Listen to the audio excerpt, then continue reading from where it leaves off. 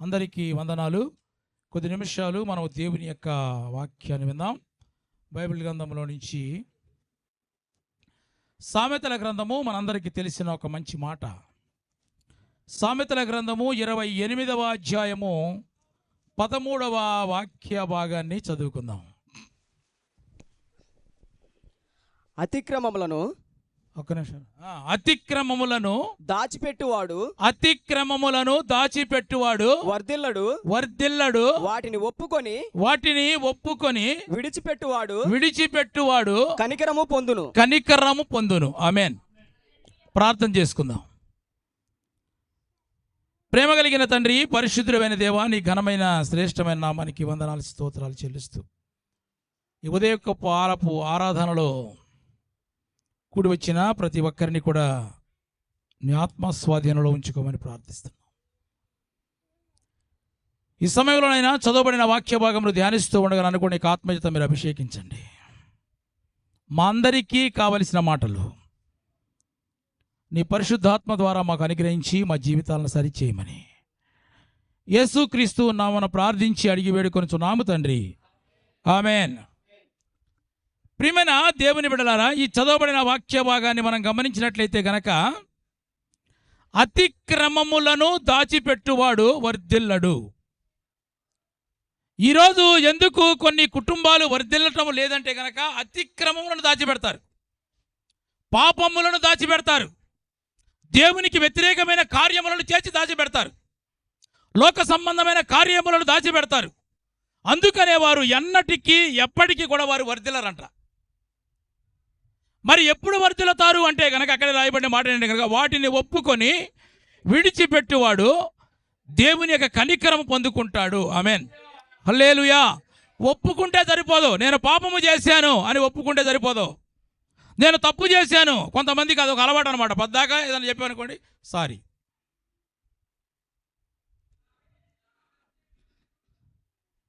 ఒప్పుకుని నిజంగా నువ్వు విడిచిపెట్టిన వ్యక్తి అయితే కనుక మరలా సారీ చెప్పా అంత పని చేయవు కదా.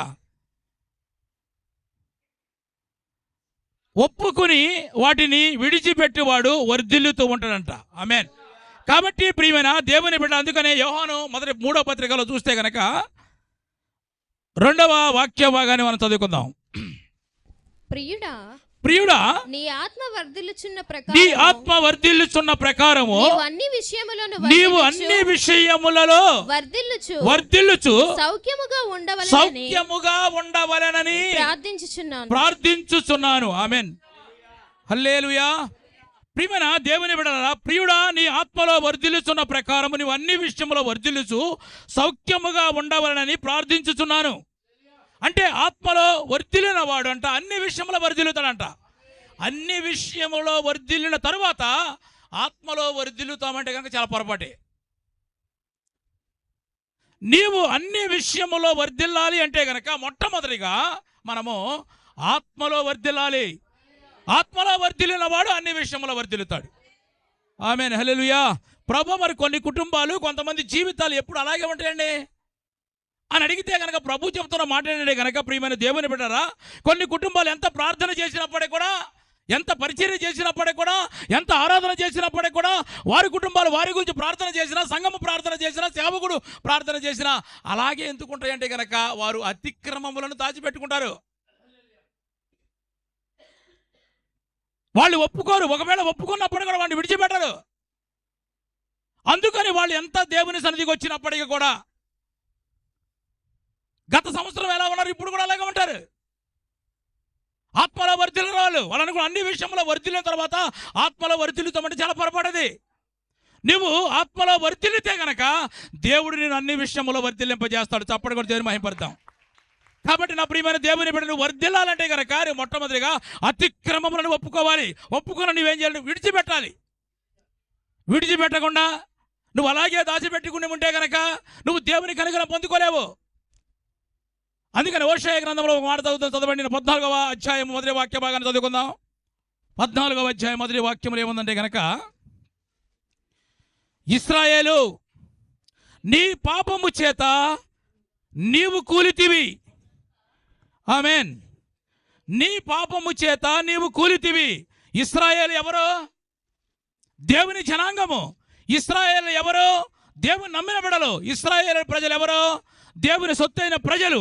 అయినప్పటికీ కూడా ఆయన అక్కడ రాయబడిన మాట అంటే ఆయన చేసిన అద్భుతాలు కలారా చూసిన వారే వాళ్ళందరూ కూడా. అయినప్పటికీ కూడా ఇశ్రాయేల్ అంట వారి పాపము చేతన వారు కూలిపోయారంట. అంటే ఇశ్రాయేలు కూలిపోవడానికి గల కారణం ఎవరు? పక్కింటోళ్ళు కాదు. ఎవరు? వాళ్ళు చేసిన పాపాలే. మనం వర్ధిల్లేకపోవడానికి కొంతమంది వాళ్ళ మీద వీళ్ళ మీద వాళ్ళ గురించే నేను వర్ధిల్లేకపోతున్నాను, దీవించలేకపోతున్నాను మాట్లాడేవారు చాలామంది ఉంటారు. నీ పక్కన వాళ్ళు కాదు, నీ భార్య కాదు, నీ భర్త కాదు, నీవు చేసిన పాపములే నిన్ను వర్ధిల్లకుండా చేస్తున్నాయి. కాబట్టి ప్రియమైన దేవుని బిడ్డలను ఆశీర్వదించబడలేకపోవడానికి కారణము వేరొకరు కాదండి. ఎవరు? మన పతనానికి కారణం ఎవరు? మనమంటే మన పాపములే. చేసినవన్నీ కూడా ఒప్పుకోకపోవడమే, దాచిపెట్టుకుంటాం అనమాట.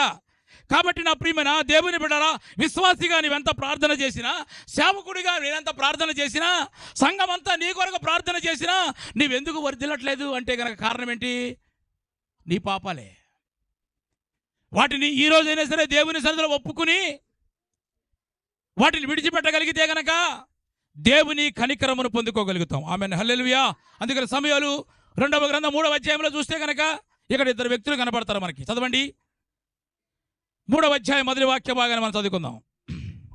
సౌలు కుటుంబీకులకును దావీదు కుటుంబీకులకును బహుకాలము యుద్ధము జరుగగా దావీదు అంతకంతకు ప్రబలెను. స్తోత్రం చెప్పు. తర్వాత సౌలు కుటుంబము అంతకంతకు నీరసిల్లెను. ఆమేన్, హల్లెలూయా. ఇక్కడ దావీదు సౌలు కుటుంబాలు కనబడుతున్నాయి. దావీదు అంటే అంతకంతకు వర్ధిల్లుతూ వచ్చాడంట. సౌలు కుటుంబం మాత్రం అంతకంతకు నేరసిల్లిపోతూ ఉందంట. కారణం ఏంటి? సౌలు సమూయేలు చేత అభిషేకించబడిన వ్యక్తి, అవునే కదా? దావీదు కూడా సమూయేలు చేత అభిషేకించబడిన వ్యక్తి. సౌలును దావీదును కూడా తైలము చేత అభిషేకించబడ్డారు వాళ్ళిద్దరు కూడా. సౌలు ఇశ్రాయేలు ప్రజలకు రాజు, దావీదు కూడా ఇశ్రాయేలు ప్రజలకు రాజు. అయినప్పటికీ కూడా సౌలు వర్ధిల్లలేదంట. స్తోత్రం చెప్పు. దావీదు వర్ధిల్లాడంట. అందరూ ఒక్క సంఘంలో ఉన్న సభ్యులే. మేము ఏ చర్చికి వెళ్తామంటే ఏం చెప్తారు మీరు? క్రైస్ట్ వారి సంఘానికి చెందిన వారు అంటారు అందరూ. కానీ కొంతమంది వర్ధిల్లుతారు, కొంతమంది వర్ధిల్లరు. కారణం ఏంటి? వారి అతిక్రమములను దాచిపెట్టుకుంటారు. దేవుని సన్నిధిలో ఒప్పుకోరు. వాళ్ళు ఒప్పుకున్నా సరే వాటిని విడిచిపెట్టరు. నా ప్రియమైన దేవుని సంగమా, మన కుటుంబాలు వర్ధిల్లాలని ప్రభు కోరుకుంటున్నాడు. కాబట్టి మనం వర్ధిల్లాలంటే గనక ఇలాంటి వారు సంఘములో కూడా ఉంటారు కదా. కొంతమంది సౌలుకు సంబంధించిన వారు ఉంటారు, కొంతమంది దావీదుకు సంబంధించిన వారు ఉంటారు కదా. దావీదుకు సంబంధించిన వారు ఏం చేస్తారు? ఒప్పుకుంటారు, విడిచిపెట్టేస్తారు. కానీ సౌలు కుటుంబాలు, సౌలుకు సంబంధించిన వారు అసలు ఒప్పుకోరు. ఒకవేళ ఒప్పుకున్న మనుషుల దగ్గర ఒప్పుకుంటారు, వాళ్ళు దేవుని దగ్గర ఒప్పుకోరు. చదవండి, ఇక్కడ దావీదు గురించి మనం చదువుకుందాం. సమూయేలు 2వ గ్రంథము 12వ అధ్యాయము 13వ వాక్య భాగాన్ని చదువుకుందాం. నేను పాపము చేసి తిని దావీదు నాతానుతో అనగా నాతాను నీవు చావకుండునట్లు యెహోవా నీ పాపమును పరిహరించెను. స్తోత్రం చెప్పు. ఇక్కడ నాతాను ప్రవక్త వెంట వచ్చి అతను హెచ్చరించినప్పుడు ఆ మనుషులను నేనే అని ఒప్పుకుని అతను ఏమైనా మాట్లాడుతున్నాడంటే నేను పాపము చేశాను అని ఒప్పుకుంటున్నాడు. అప్పుడు నాతాను ఏమంటున్నాడు? నీవు చావకుండానట్లు యెహోవా నీ పాపమును పరిహరించెను. ఆమేన్, హల్లెలూయా. కానీ సౌలు కూడా పాపం చేశాడు. సౌలు కూడా దేవునికి వ్యతిరేకంగా మనుషులకు భయపడి, మనుషులకు జడిచి ఆయన పాపము చేశాడు. చదవండి సమూయేలు మొదటి గ్రంథంలో చూస్తే కనుక 15వ అధ్యాయం 24వ వాక్య భాగాన్ని మనం చదువుకుందాం. 15వ అధ్యాయము 24వ వాక్య భాగాన్ని మనం చదువుకుందాం. సౌలు జనులకు జడిచి వారి మాట వినినందున. ఎవరికి జడిచాడండి? ప్రజలకు జడిచి. వారి మాట వినినందున నేను యెహోవా ఆజ్ఞను నీ మాటలను మీరి పాపము తెచ్చుకోండి చెప్తున్నాడు. నేను నీ మాటలు మీరేనని చెప్తున్నాడు, పాపం తెచ్చుకోనని చెప్తున్నాడు. 30వ వాక్యంలో చూస్తే గనక అందుకు సౌలు నేను పాపము చేసాలు. మనుషుల ఎదురు ఒప్పుకున్నాడు, దేవుని ఎదురు మాత్రం ఒప్పుకోడు. కొంతమంది దేవుని సన్నిధిలో ఒప్పుకోరు. మనుషుల ఎదురు ఒప్పుకోకపోయినా పర్వాలేదండి, నువ్వు దేవుని ఎదుట దేవుని సన్నిధిలో ఎప్పుడైతే నాతాను ప్రవక్త వచ్చి హెచ్చరించాడో ఆ మనుషులు నేనే ఒప్పుకొని అతడు నేనే పాపము చేశానని ఒప్పుకున్నాడు. కానీ ఇక్కడ సమయాలు కూడా పాపము చేశాడు. మనుషులకు జడిచి అతడు పాపము చేశానని ఒప్పుకుంటున్నాడే, కానీ దేవుని సన్నిధిలో ఒప్పుకుంటలే దేవుని దగ్గర. అందుకనే సౌలు అంట అంతకంతకు నేరసిల్లిపోయాడు. దావీదు మాత్రము వర్ధిల్లుతూ వచ్చాడు. ఆమెన్, హల్లెలూయా. నేను చెప్పే మాట ఏంటంటే, మనుషుల దగ్గర నేను పాపం చేశాను, తప్పు చేయని ఒప్పుకోపోయినా పర్వాలేదు. నువ్వు దేవుని దగ్గర ఒప్పుకుంటే గనక నువ్వు దేవుని కనికరాన్ని పొందుకుంటావు. కొంచెం చేతులు ఉన్నవాళ్ళు 2 చేతులు పైకెత్తి, ఒక చేయన్న పైకెత్తొచ్చండి. హల్లెలూయా. అయితే ఇప్పుడు సౌలు నేరసిల్లిపోవడానికి, దావీదు వర్ధిల్లడానికి గల కొన్ని కారణాలు ఉన్నాయి, ప్రాముఖ్యమైన కారణాలు. కొన్ని విషయాలు మనము వారిద్దరి జీవితంలో నుంచి వారిద్దరి తేడాను, వర్ధిల్లడానికి దావీదు జీవితంలో ఉన్న ప్రత్యేకమైన లక్షణాలు ఏంటి, సౌలు నేరసిల్లిపోవడానికి గల కారణాలు ఏంటి, కొన్ని విషయాలు మన వాక్యంలో నుంచి మనం ధ్యానిద్దాం. చదవండి. మొట్టమొదటిగా సమూయేలు మొదటి గ్రంథము 18వ అధ్యాయము 8వ వాక్య భాగాన్ని మనం చదువుకుందాం. ఆ మాటలు సౌలునకు ఇంపుగా ఉండనందున ఆ మాట అక్కడేంటి, గొల్యాతును చంపేశాడు దావీదు. అక్కడ ఉన్న స్త్రీలందరూ కూడా చాలా సంతోషముగా సౌలు 1000 కొలది, దావీదు 10,000 కొలది శత్రువులు హతమార్చారని అందరూ కూడా ప్రతిగానములు చేస్తున్నారు. ఆ మాటలు సౌలుకి ఇష్టం లేదు. ఎందుకని దావీదును పొగుడుతుంటే అతనికి ఇష్టం లేదు. చదువు. ఆ మాటలు సౌలునకు ఇంపుగా ఉండనందున అతడు బహుకోపము తెచ్చుకొని వారు దావీదునకును 10,000 కొలది అనియు నాకు 1,000 కొలది అనియు స్తుతులు పాడిరే, రాజ్యము తప్ప మరి ఏమి అతడు తీసుకోగలడు అనుకొనెను. కాబట్టి నాట నుండి సౌలు ఆ రోజు నుంచి సౌలు దావీదు మీద విషపు చూపు కలిగి ఉండెను. సౌలు వర్ధిల్లలేకపోవడానికి గల కారణం ఏంటి తెలుసా? పగ, ద్వేషము, అసూయ, కుళ్ళు, ఇలాంటి ఆలోచనలు కలిగిన వాడు. ఇప్పుడు సౌలు చేయలేని పని ఇక్కడ దావీదు చేశాడు. అవునే కదా? చేసినప్పుడు ఏమనుకోవాలి? నేను చేయలేని పని, నేను ఎలాగో నేను వెళ్తలేదు ఎక్కడికి, మీరైనా వెళ్తున్నారు. స్తోత్రం.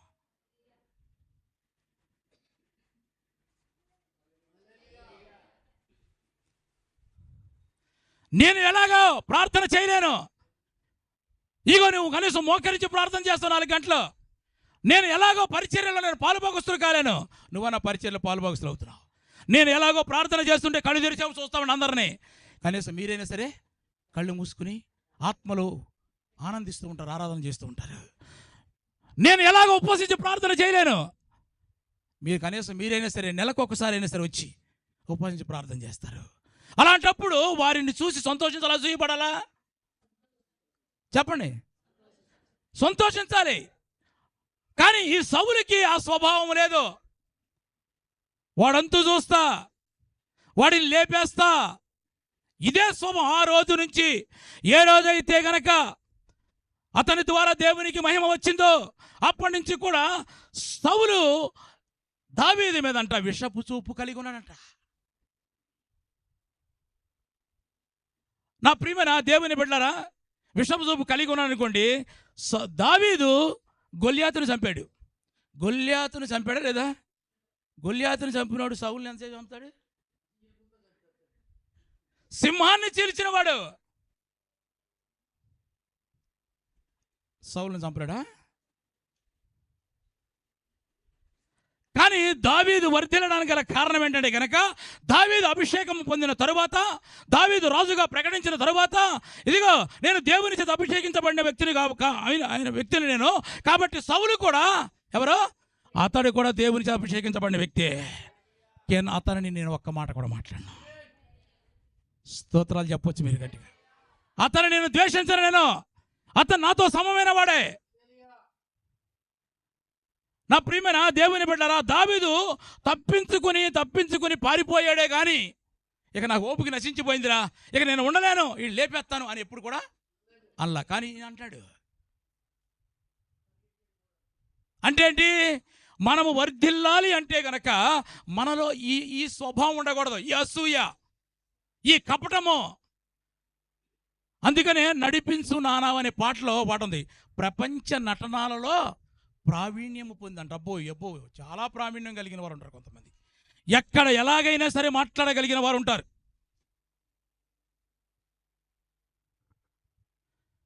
మన వర్ధిల్లాలంటే కనుక ప్రియమైన దేవుని బిడ్డలారా, మన హృదయంలో ఏది ఉండాలంటే కనుక నీవు చేయలేని పని ఇతరులు చేస్తున్నప్పుడు నీవు సంతోషించే మనసు ఉండాలి. చప్పటి కూడా దేవుని స్తోత్రం చెప్పు. అప్పుడే దేవుడు కనుక మెచ్చుకుంటాడు. హల్లెలూయా, హల్లెలూయా. నా ప్రియమైన దేవుని బిడ్డలారా, ఇలా సౌలు దావీదును తరుముతూ ఉన్నాడు. అలిసిపోయాడు. ఒక రోజున అలిసిపోయి ఎన్కేది అని అరణ్యంలో గుహలో ఉన్నప్పుడు దావీదుకు తెలిసిందనమాట. తెలిసింది. ఇప్పుడు మాడు చక్కగా సౌలు అలిసిపోయి నిద్రపోతుంటే సౌలును చంపే అవకాశం దావీదుకు వచ్చింది. దావీదు దగ్గర ఉన్న జనులు అంటున్నారు, అయ్యా ఇగో నీ శత్రువును దేవుడు నీకు అప్పగించాడు, ఇక నీ ఇష్టం వచ్చించే అంటున్నాడు. అన్నప్పుడు దావీదు అంటున్న మాటలు ఒకసారి మనం చదువుకుందాం. సమూయేలు మొదటి గ్రంథము 24వ అధ్యాయము 4 నుంచి చదువుకుందాం. దావీదు జనులు అదిగో నీ దృష్టికి ఏది మంచిదో అది నీవు అతనికి చేయునట్లు ఇక అన్నారు. ఇక మొత్తం దేవునికి అప్పగించేశాడు. ఇక వాడు ఫస్ట్ నుంచి కూడా నేను సంపాదన ప్రయత్నం చేస్తున్నాడా, అసూయతోనే ఉన్నాడు కదా, విషం చూపు కలిగి ఉన్నాడు కదా, ఇప్పుడు నీకు అవకాశం వచ్చింది. వాడు నిద్రపోతున్నాడు. నీవు ఎలా చేయాలనుకుంటావు అలా చేసి అని జనులు చెప్తున్నారు. నీ శత్రువుని నీ చేతికి అప్పగింతునని యెహోవా నీకు చెప్పిన దినమును వచ్చినని అతనితో అనగా, దావీదు లేచి వచ్చి సౌలులకు తెలియకుండా అతని పై వస్త్రపు చెంగును కోసెను. అతని తెలియకుండా పై వస్త్రపు చెంగును దావీదు సౌలు వస్త్రపు చెంగును కోసాడు. సౌలు పై వస్త్రమును తాను కోసినని దావీదు మనస్సునొచ్చి, దావీదు సౌలు వస్త్రమును కోసినందుకే దావీదు నొచ్చుకున్నాడు. అందుకని దావీదు వర్ధిల్లాడు. ఒక తప్పు చేసినప్పుడు, ఒక మాట మాట్లాడినప్పుడు, ఇది మనం ఎలా మాట్లాడామో, ఎందుకు మాట్లాడొచ్చా లేదా, లేకపోతే మాట్లాడిన తర్వాత పశ్చాత్తాపడి దేవుని తల ఒప్పుకొని వాడిని విడిచిపెట్టగలిగితే కనుక దేవుని కనికరాన్ని పొందుకుంటాం మనం. ఖచ్చితంగా దావీదు వలె వర్ధిల్లుతాం మనం. సౌలులో అది లేదు అనమాట. నేను చేయలేని పని దావీదు చేశాడు కదా, ఇంతమందికి రక్షణలోకి ఇంత రక్షించగలిగాడు కదా అని ఆలోచన లేదండి దావీదుకి. సౌలుకి ఆ రోజు నుంచి అంటే విషపు చూపు కలిగి ఉన్నాడు. కాబట్టి నా ప్రియమైన దేవుని బిడ్డలారా, మనము ఇతరుల మీద ఎంత విషపు చూపు చూపినప్పటికి కూడా, అసూయ పడినప్పటికి కూడా, నువ్వు ఎంత అసూయ పడితే కనుక ఈ లోక సంబంధం ఒక సామెత చూస్తా ఉన్నాడు. ఆటోల మీద రాస్తూ ఉంటారు. ఏమని? అది కాదు, నిన్ను చూసి ఎందుకు ఎడుతాం కానీ, నీ ఏడిపే నా ఎదుగుదల. అరే స్తోత్రం చెప్పట్లేదు మీరు. వాళ్ళకి తెలిసింది, వీడు ఆటోలో చాలామంది ఎక్కారు, నా ఆటోలో ఎక్కలేదు అని ఎడితే,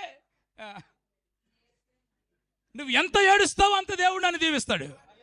సౌలు అలాగే ఏడుస్తూ ఉన్నాడు, వాడు సంపాలనుకుంటున్నాడు. కానీ దావీదు అంతకంతకు వర్ధిల్లుతూ వచ్చాడు. తప్పుడు దేవుని స్తోత్రం చెప్పు. హల్లెలూయా. ఆదికాండం 37వ అధ్యాయం 11వ వాక్యం భాగాన్ని చదువుకుందాం. ఆదికాండం 37:11.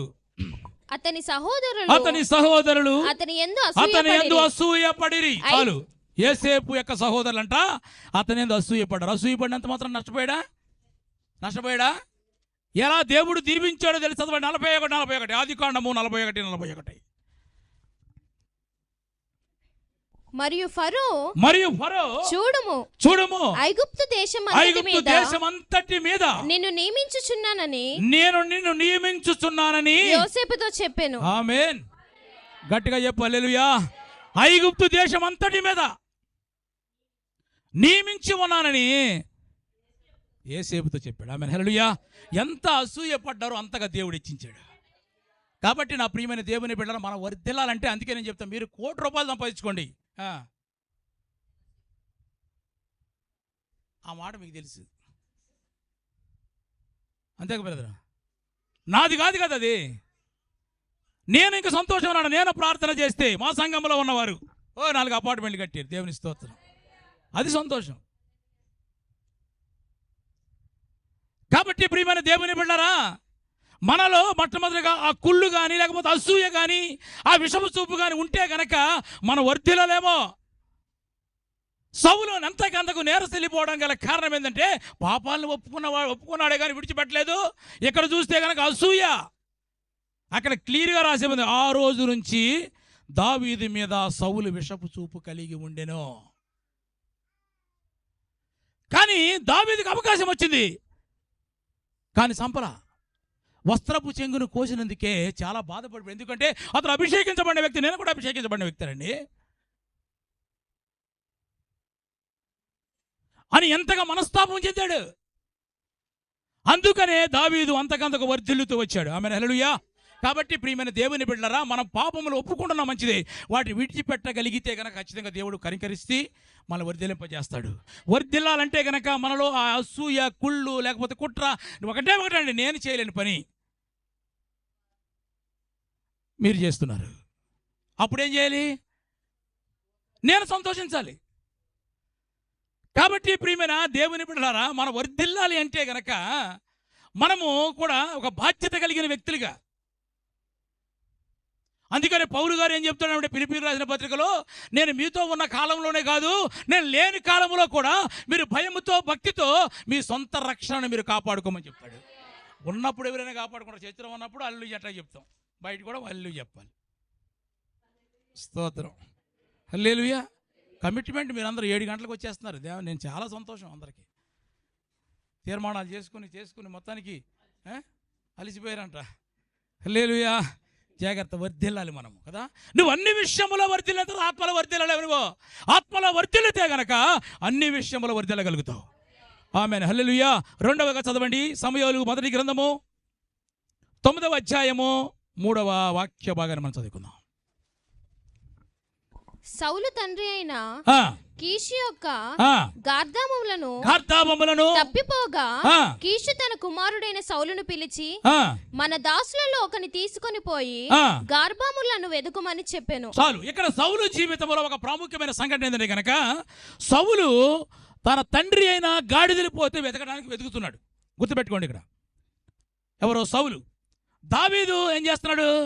తన తండ్రి చేత పంపబడి గొర్రెలను కాస్తున్నాడు. సేమ్ అంతే కదా, సేమ్ లిస్ట్, సేమ్ పోస్టే. సమూయేలు గ్రంథంలో చూస్తే కనుక 2వ అధ్యాయం 2వ గ్రంథంలో 7వ అధ్యాయం 8వ వాక్యంలో చదవండి. కాబట్టి నీవు నా సేవకుడగు దావీదుతో ఇలాగు చెప్పుము, సైన్యములకు అధిపతి యెహోవా నీకు సెలవిచ్చినదేమనగా గొర్రెల కాపులో ఉన్న నిన్ను గొర్రెల దొడ్డిలో నుంచి తీసి ఇశ్రాయేలు మీద నా జనుల మీద అధిపతిగా నియమించి. ఆమేన్. హల్లెలూయా. ఇతన్ని కూడా గొర్రెల దొడ్డిలో తీసి ఇశ్రాయేలు చేశాడు. అతన్ని గాడిదలు కాసుకున్నవాడిని తీసుకొచ్చి చెప్పండి రాజుగా చేశాడు. సేమ్ కదా. కానీ నిజంగా ఎక్కడో చీకట్లో మనం లోకములో పాపములో బ్రతుకుతున్న మనందరినీ తీసుకొచ్చి నిజంగా దేవుడు రక్షించి సంఘములో చేర్చాడు. వీరిద్దరికి వ్యత్యాసం ఏంటి తెలుసా? ఏనాడు కూడా సౌలు, అయ్యా నన్ను గాడిదలు కాసుకున్నవాడిని, గాడిదలు వెంట తిరుగుతున్నవాడిని, లేదా గాడిదలు వెతుకుతున్నవాడిని నన్ను తీసుకొచ్చి రాజుగా చేసేవయ్యా అని ఏనాడు కూడా దేవుని కృతజ్ఞత చెల్లించాల. ఏనాడు కూడా అతని జీవితంలో ఎక్కడో లోకంలో ఉన్న పాపంలో శాపంలో తీసుకుని వచ్చి సంఘంలో నాటేవని కృతజ్ఞత స్తుతులు చెల్లించగలిగితే గనక దేవుడు అది చూస్తాడండి, ఆ హృదయాన్ని. కానీ దావీదు చూడండి, 63వ కీర్తన మొదటి వాక్య భాగాన్ని చదువుకుందాం. 63వ కీర్తన మొదటి వాక్యం.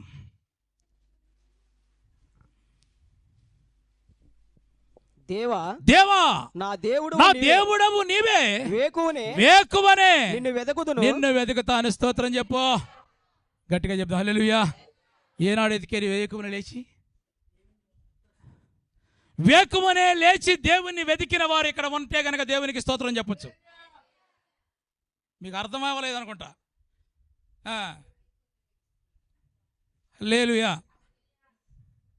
కానీ ఏనాడు కూడా సౌలు, అయ్యా నన్ను ఆ స్థితిలోంచి తీసుకొచ్చావు కదా, నన్ను గాడిదలు వెతుకుతున్న నన్ను రాజుగా చేసావు కదా అని ఏనాడు కూడా కృతజ్ఞత స్తోత్రాలు చెల్లించలే దేవునికి. దావీదైతే కనుక మనం చెప్పుకున్నాం మనం కదా 57 కదా 10వ వాక్యం ఏముందని, నా అంతరంగములో స్థిరమైన మనసు నాకు నూతనముగా పుట్టించమంటున్నాడు. ఎప్పుడు అడిగాడా? ఎవరో సౌలు మన ఫ్రెండ్ అడిగాడా? ఏనాడు కూడా అడగలేదు. నేను పాపం చేశాను ఏంటంటే అప్పుడు ఏం చేస్తాను నువ్వు? ఈయన పాపము చేసి ఒప్పుకున్నాడు. ఏనాడు కూడా కుళ్ళు గాని అసూయ గాని ద్వేషము గాని ఏది కపటము లేని వ్యక్తి దావీదు. నేను అభిషేకించబడిన వ్యక్తిని, అతను కూడా అభిషేకించబడిన వ్యక్తి. అతను నన్ను తరుపుతున్నాడని, అతను చంపుతున్నాడు, అతను తిట్టాడని నేను ఎందుకు అనాలి? అది చూశాడు దేవుడు. ఇక రెండవది కృతజ్ఞత. ఏ స్థితిలో ఉన్న మనల్ని తీసుకుని వచ్చి నిజంగా మన యొక్క జీవితాన్ని ఒక్కసారి ఆలోచన చేస్తే దొనకుండా వెళ్తే నాకు అర్థమవుతుంది అనమాట. ఇక్కడ పరిస్థితి ఏంటో తెలుసా? అక్కడ పరిస్థితి చూస్తే ఇక్కడికి వచ్చి ఎంతగా దేవుడు మనల్ని ఎంతగా ఆశీర్వదించాడు. ఆ స్టేజీ నుంచి స్టేజీకి తీసుకొస్తే ఏనాడైనా కృతజ్ఞత. నన్ను తీసుకొచ్చావు, రక్షించుకున్న ప్రభా, ఈ సంఘంలో చేర్చావు. కృతజ్ఞత లేని వారి వేల కొలది కూలిపోయారంట. కృతజ్ఞత లేదండి. దేవా నా దేవుడవు నీవే, వేకువని నిన్ను వెతుకుతా. సౌలు ఏనాడు కూడా ఆ పని చేయలే. అందుకే వర్ధిల్లలేకపోయాడు, నేరస్థిల్లిపోయాడు. నా ప్రియమైన దేవుని సంగమా, నా ప్రియమైన దేవుని బిడ్డలారా, మనం ఎంతవరకు దేవుని కృతజ్ఞత కలిగి ఉన్నాం? దేవుడు నాకు ఇది ఇచ్చాడు, నేను దేవునికి ఇది ఇస్తున్నా. ఎంతవరకు దేవుని తీసుకుంటామే కానీ దేవుని కొరకు నువ్వేం చేసావు, మనం ఏం చేసాం, ఏం చేయగలుగుతున్నావు? నువ్వు చేయగలిగింది లేదా? చేయలేవా? అయ్యో సువార్త ప్రకటించకపోయినా నాకు శ్రమ. అది కృతజ్ఞత అండి. ఒక సంవత్సరము దేవుడు అక్కడ ఒక సంవత్సరం 52 వారములు కూడా ఏ వారము కూడా మిస్ కాకుండా దేవుడు నడిపించి అక్కడ పరిచర్య జరిగించినందుకు కృతజ్ఞతగా మొదటి వార్షికోత్సవ కృతజ్ఞత కూడికలవి. ఆమేన్, హల్లెలూయా. ఆ కృతజ్ఞత భావం మనకు కూడా ఉండాలి. నువ్వు చేయలేకపోయినా చేసే వారిని ఏం చేయాలి? ఇప్పుడు ప్రోత్సాహపరచాలి. నేను అలాగే వెళ్ళలేను, నాకు బిజీగా ఉన్నా. నువ్వు వెళ్తున్నావా? పక్కన ఎప్పుడు అడిగారా? వచ్చేవాళ్ళు అడుగుతారు, అంతే. రానోళ్ళు అయితే నువ్వెందుకు రాలేమంటావని దేవుని స్తోత్రం చెప్తూ ఉంటారు. హల్లెలూయా. కృతజ్ఞత కావాలి మనకి. మన మనసులో ఎప్పుడు కూడా ఇతరులు ఏదైనా పని చేస్తుంటే కనుక దాన్ని అభినందించే మనం చేయలేం, వాళ్ళు చేస్తున్నారు కాబట్టి మనం సంతోషించే మనసు ఉండాలి. ఆమేన్, హల్లెలూయా. చివరిగా మరొక మాట చదవండి. సమూయేలు మొదటి గ్రంథంలోకి వెళ్దాం. సమూయేలు మొదటి గ్రంథము 4వ అధ్యాయము 10వ వాక్య భాగాన్ని చదువుకుని ముగించుకుందాం. చదవండి. ఫిలిష్తీయులు యుద్ధము చేయగా ఇశ్రాయేలు ఓడిపోయి అందరూ తమ దెరాలకు పరిగెత్తి వచ్చిరి. అప్పుడు అత్యధికమైన వధ జరిగెను. ఇశ్రాయేలులో 30,000 కాల్పులకు కూలెను. మరియు దేవుని మందసము పట్టబడి అది కాకను. చాలు, ఇక్కడ దేవుని మందసం జాగ్రత్తగా ఇక్కడ దేవుని మందసం పట్టబడిపోయింది. ఎప్పుడు? సౌలు రాజు కాకముందే.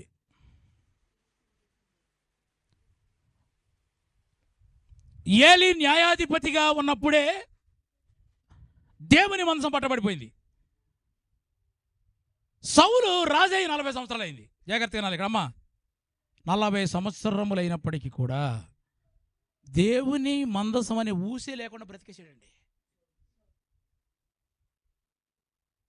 దేవుని మందసం పట్టబడిపోయింది, తీసుకొద్దామనే ఆలోచన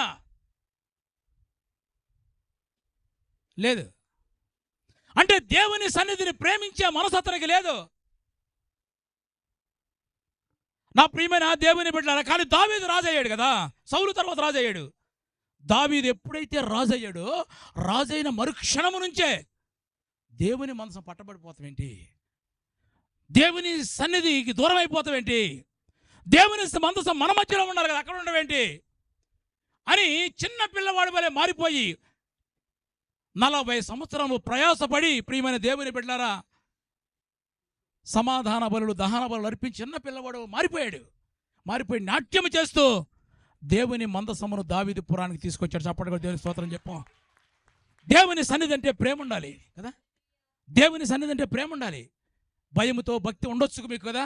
దేవుని సన్నిధికి వచ్చేవాళ్ళు ఎవరైనా సరే దేవుడు అంటే ప్రేమతో రావాలి. ఎలాగపోతే ఏమైనా జరుగుద్దేమో అట్టొస్తారు కొంతమంది, ఎవరు ఆదివారం కాబట్టి వెళ్ళాలి కాబట్టి అని వచ్చేస్తారు. అమ్మయ్య అట్ట కూడా 2 గంటలు అయిపోయిందంటే ఇక వారం దాకా మనకి మంగళవారం అక్కర్లేదు, బుధవారం అక్కర్లేదు, గురువారం అక్కర్లేదు, మళ్ళీ ఆదివారం ఉంటే చాలు అనుకునేవాళ్ళు కొంతమంది ఉంటారు. కానీ నువ్వు ఏదనుకున్నప్పటికి కూడా నువ్వు దేవుని సన్నిధికి వచ్చే మనం దేవుని మీద ప్రేమ ఉండాలి, నీకు. ఇక్కడ సౌలు 40 సంవత్సరములు బ్రతికాడే కానీ ఒక్కరోజు కూడా దేవుని మందసము అతను రాకముందే పట్టబడిపోయిందండి.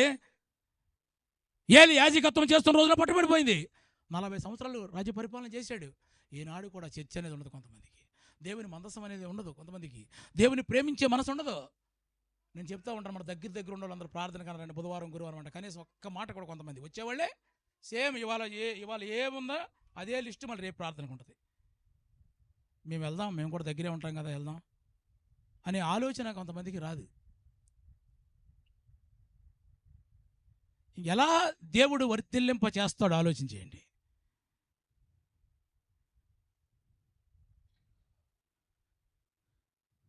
నా ప్రియమైన దేవుని బిడ్డలు సంతోషంగా దేవుని స్తోత్రం చెబుదాం. హల్లెలూయా. దేవుని మందసాన్ని ప్రేమించాలి, దేవుని సన్నిధిని ప్రేమించాలి. ఇక్కడ సౌలుకి సేమ్ వాగ్దానం చేశాడు. ఇశ్రాయేల్ ప్రజల మీద చదవండి, సమూయేలు మొదటి గ్రంథము 13వ అధ్యాయం 13వ వాక్య భాగాన్ని మనం చదువుకుందాం. అందుకు సమూయేలు ఇట్లా నేను నీ దేవుడైన యెహోవా నీకిచ్చిన ఆజ్ఞను గైకొనక నీవు అవివేకపు పని చేసితివి. నీ రాజ్యమును ఇశ్రాయేలు మీద సదాకాలము స్థిరపరచుటకు యెహోవా తలచి ఉండెను. అయితే నీ రాజ్యము నిలవదు. దేవుడు సౌలుకి వాగ్దానం లేదా చెప్పండి? వాగ్దానం ఉంది, స్థిరపరుస్తానన్నాడు. అసలు నువ్వే స్టాండర్డ్గా ఎన్ని సంవత్సరాలైనా సరే నువ్వే ఇశ్రాయేలు ప్రజల రాజుగా అని చెప్పాడు, దేవుడే చెప్పాడు. కానీ ఇప్పుడు ఏమన్నాడు? నీ రాజ్యము నిలవదు. నీకు ఎన్ని వాగ్దానములు ఉన్నప్పటికీ కూడా ప్రియమైన దేవుని బిడ్డలారా మందసం నీ జీవితంలో లేకపోతే అవి నెరవేర్చబడవు.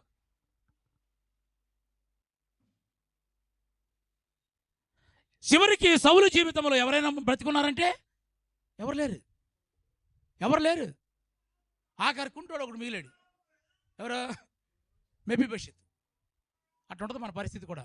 దేవుని సన్నిధి ప్రేమించకపోతే గనక, దేవుని సన్నిధి ఇష్టం పడకపోతే గనక మన పరిస్థితి కూడా అలాగే ఉంటుంది.